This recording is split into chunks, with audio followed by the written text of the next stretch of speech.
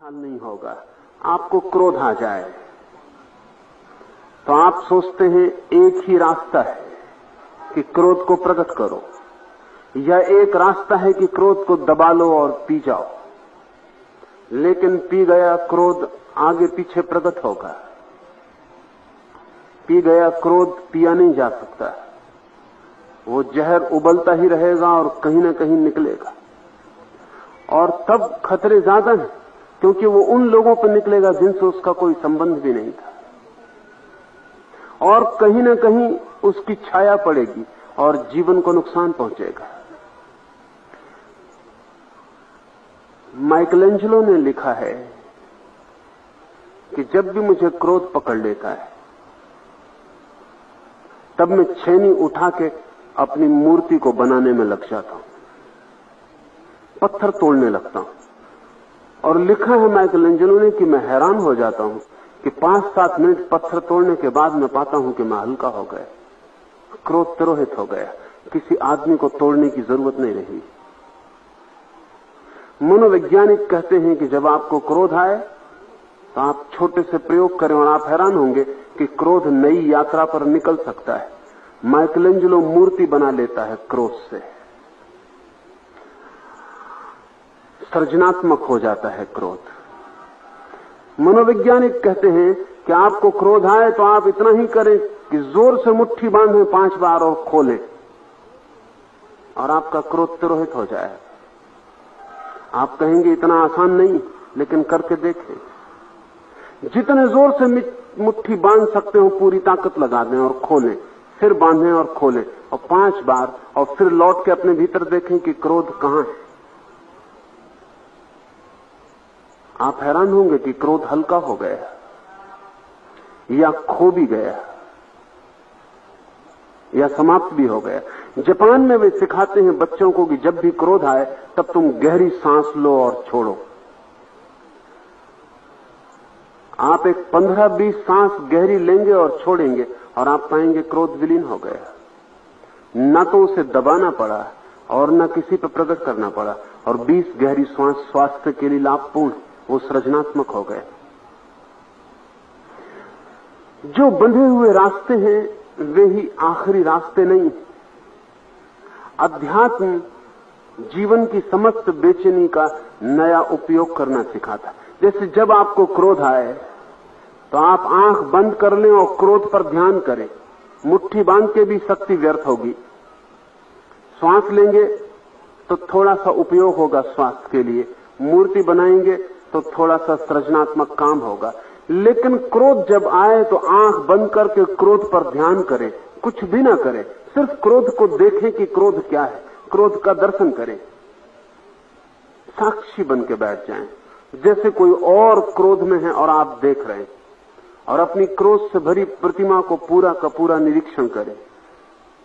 थोड़े ही निरीक्षण में आप पाएंगे क्रोध समाप्त हो गया, क्रोध विलीन हो गया। जैसा मुट्ठी बांधने से विलीन होता है, पत्थर तोड़ने से विलीन होता है, वैसा निरीक्षण से भी विलीन होता है। लेकिन निरीक्षण से जब विलीन होता है क्रोध, तो क्रोध में जो शक्ति छिपी थी वह आपकी अंतरात्मा का हिस्सा हो जाती। जब मुट्ठी से आप क्रोध को विलीन करते हैं तो शक्ति बाहर चली जाती। जब आप पत्थर तोड़ते हैं तो भी बाहर चली जाती। लेकिन जब आप सिर्फ शुद्ध निरीक्षण करते हैं, सिर्फ एक विटनेस होकर भीतर रह जाते हैं कि क्रोध उठा है, मैं इसे देखूंगा और कुछ भी ना करूंगा, इस क्रोध के पक्ष में विपक्ष में कुछ भी ना करूंगा, सिर्फ देखूंगा। ये भी ना कहूंगा कि क्रोध बुरा है, ये भी ना कहूंगा कि क्रोध नहीं करना चाहिए, ये भी ना कहूंगा कि मुझे क्रोध क्यों होता है। मैं सिर्फ देखूंगा। जैसे आकाश में एक बादल जा रहा हो, ऐसे भीतर क्रोध के बादल को देखूंगा। जैसे रास्ते से कोई गुजर रहा हो, ऐसे भीतर से गुजरते क्रोध को देखूंगा। सिर्फ देखूंगा, कुछ करूंगा नहीं। और आप चकित हो जाएंगे, कुछ ही क्षणों में देखते ही देखते क्रोध शांत हो गया है, और वो जो क्रोध की शक्ति थी वो आपको भीतर उपलब्ध हो गई। ज्ञानी जीवन की समस्त बेचैनी को निरीक्षण और साक्षी के द्वारा अंतर यात्रा के उपयोग में ले आता है। वो फ्यूल बन जाती, वो ईंधन बन जाती। और इसलिए कई बार ऐसा हुआ है कि महाक्रोधी क्षण भर में आध्यात्मिक हो गए।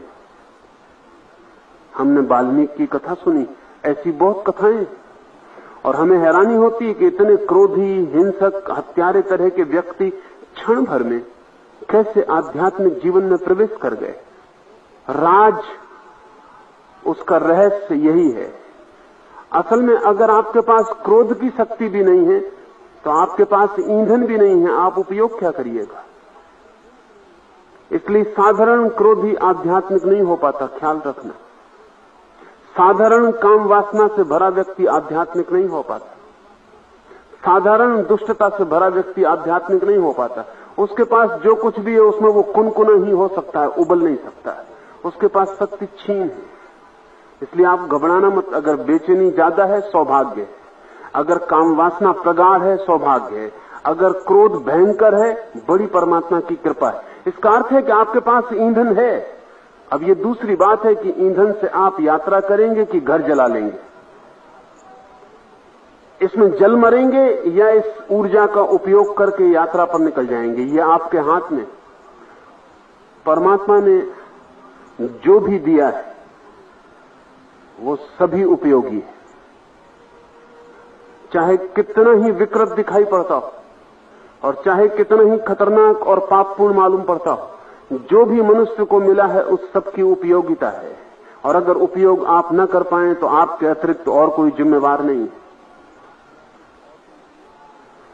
कुछ लोग हैं जिनको अगर खाद दे दिया जाए तो घर में ढेर लगा के गंदगी भर लेंगे, उनका घर दुर्गंध से भर जाएगा।